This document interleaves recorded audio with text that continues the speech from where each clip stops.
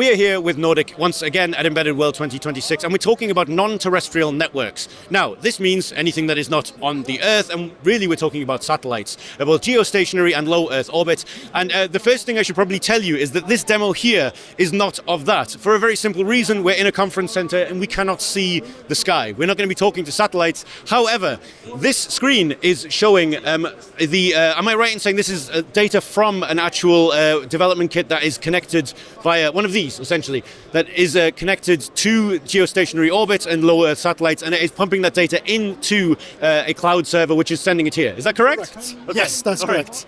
Perfect. I should probably stop trying to explain it and let Øyvind explain it himself. What are we looking at here, and what is this demo, and why on earth would we want to speak to satellites? Very good question. So what we're showing here is the nRF9151. This is the SMA DK, which allows developers to actually connect to the SMA or their own SMA antenna directly to these connectors here. Now this is due to the fact that satellite communication is very different from each of the satellites. You need a different antenna in order to connect to this. So yeah, basically that's the reason why we have the ability to add your own antenna. And then what we see is that we have support for GEO, that means geostationary orbit, or LEO, low Earth orbit. Sorry. So yeah, that allows anyone to actually communicate with a satellite. But as you asked us, why would you like to do that? Yeah. When you're out, let's say you're out in the mountains, you don't have coverage there. So then you would like to have a satellite communication. So then you can connect to NTN using our device, send, let's say, an emergency message if you, let's say, you fall out, or if you need to track cattle or anything out in an area, then you can use satellites for that operation. Absolutely, yeah. And one of the things I suppose, like you mentioned a couple of ideas there. One is also obviously for safety, and I think people have got used to the idea that satellites can be used in those situations. Even some phones these days are able to do that. But I think the real value here is that this is allowing this same kind of technology to be brought into things like asset tracking, like you said. You can find out where a thing is at any time. You can put these in places outside where traditionally you wouldn't have any other kind of coverage, and expect them to work with a fairly low power draw for a very long time.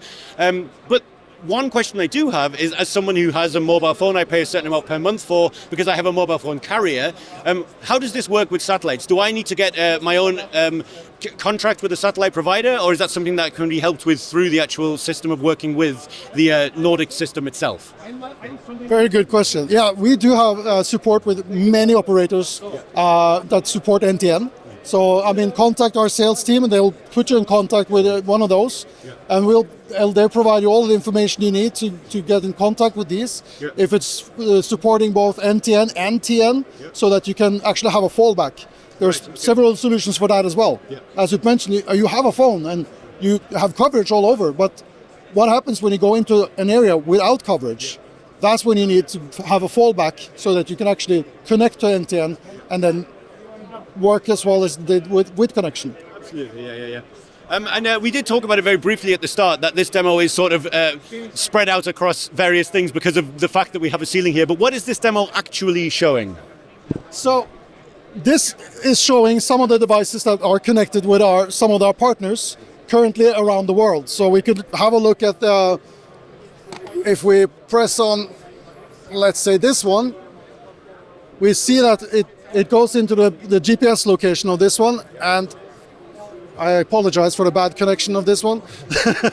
So this one is based just outside of Helsinki, and then basically it's a device that sends the position to satellites back to their stationary device on Earth, and that is uploaded to our cloud solution after that.